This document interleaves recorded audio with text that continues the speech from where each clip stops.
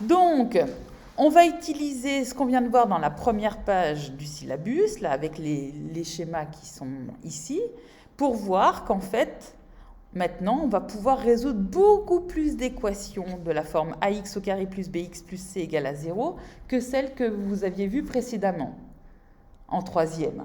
Okay. En troisième, on avait vu que pour résoudre une équation du second degré, vous aviez la règle du produit nul, ou remarquez qu'on avait un produit remarquable.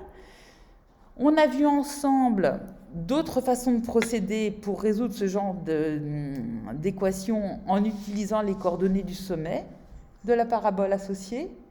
Et là, on va voir en fait avec la méthode avec delta, c'est que vous n'aurez plus besoin de transformer votre équation ax au carré plus bx plus c égale à 0 sous la forme a fois x plus p au carré plus q égale à 0 et en utilisant P et Q qui ont ces valeurs-là, parce qu'en fait, vous allez pouvoir utiliser directement toutes ces formules qui sont en dessous.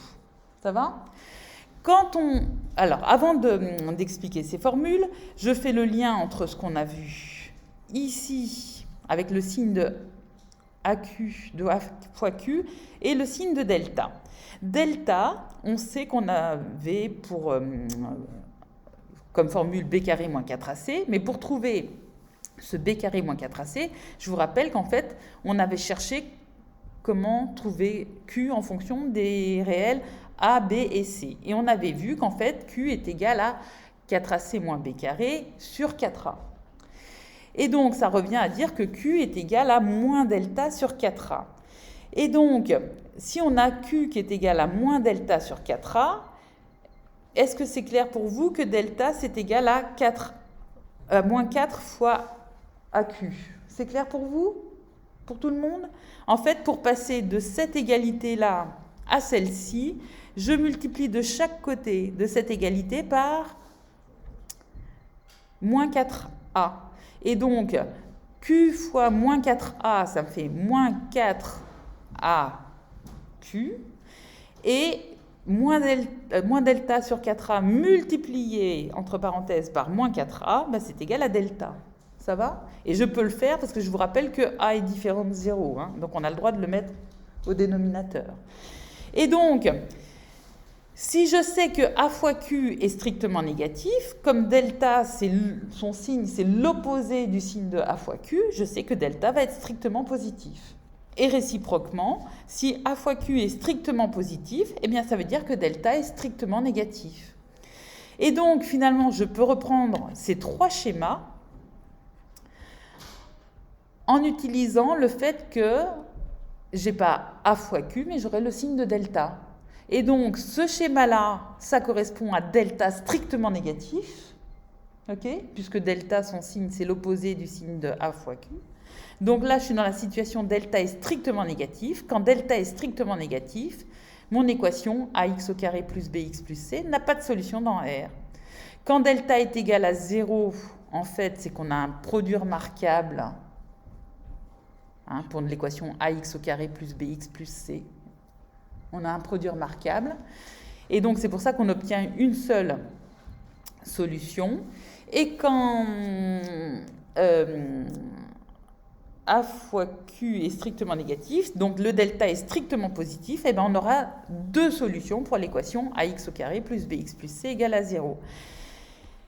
Et donc, c'est pour ça qu'ici on écrit, si delta est strictement négatif, alors ça c'est pratique, hein, je ne sais pas si vous avez remarqué, mais cette équation-là, je l'ai notée, grand E entre parenthèses, pour ne pas avoir besoin de la réécrire. Ça va ? Là, on lit l'équation, on l'a nommée grand E entre parenthèses et on met 2 points pour dire c'est cette équation-ci, ax au carré plus bx plus c égale à 0. Donc, l'équation E n'a pas de solution dans R. L'ensemble de ces solutions, c'est l'ensemble vide. C'est un espèce de 0 barré en diagonale.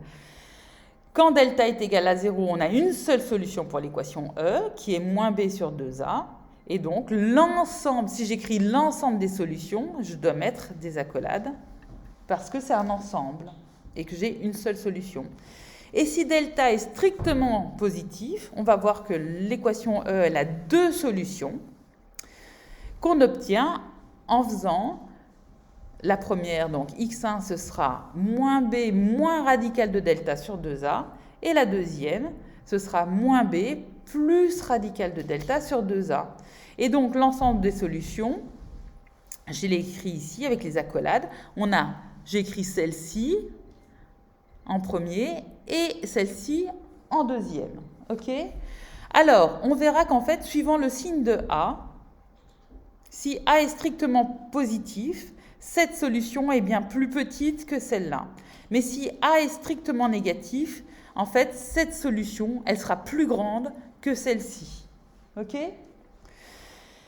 Et moi, ce que je vous conseille de mémoriser, mais ça, on retient, mais on le retient dans sa tête, parce que je vais vous expliquer que je ne veux pas que vous l'écriviez sur les copies, mais vous retenez dans votre tête ou sur la feuille de brouillon, c'est qu'en fait, à chaque fois, on pourrait écrire que on a des solutions qui sont moins b plus ou moins radicales de delta sur 2a. Ça fonctionne très bien quand delta est positif ou nul. Ok ? Parce que si delta vaut 0, plus ou moins radical de 0, bah ça fait 0. Donc, plus ou moins 0, bah on n'ajoute rien. Donc, on a une seule solution qui est moins b sur 2a. Ça fonctionne très bien quand delta est strictement positif, puisqu'on retrouve exactement ces deux solutions-là. Par contre, quand delta est strictement négatif, vous allez comprendre pourquoi je ne veux pas que vous l'écriviez sur vos copies, c'est qu'on se retrouve, par exemple, si delta est égal à moins 3. On n'a pas le droit d'écrire radical de moins 3. On n'a pas le droit de mettre un nombre strictement négatif sous un radical d'indice pair, hein, je vous rappelle. Ici, c'est un radical d'indice pair parce que ce symbole-là, c'est ce qu'on appelle le radical, c'est l'inverse, si vous voulez, de x au carré, radical de x. Mais vous avez dû voir en troisième la racine cubique. La racine cubique, on peut mettre un nombre négatif en dessous. La racine cubique de 8, c'est 2, puisque 2 fois 2 fois 2, 2 exposant 3, c'est 8. Moins 2 fois moins 2 fois moins 2, entre parenthèses, à chaque fois, c'est moins 8. La racine cubique de moins 8, c'est moins 2. Donc, sous une racine cubique, on peut mettre un nombre négatif. Sous une racine carrée, on ne peut pas mettre un nombre négatif. Donc, c'est pour ça que vous savez que quand delta est strictement négatif, ici, vous seriez amené à écrire radical d'un nombre strictement négatif, et oulala, on n'a pas le droit de l'écrire. Seulement sur sa feuille de brouillon, ça on peut, mais pas sur une copie, sauf si on veut que j'enlève des points. Ça va ?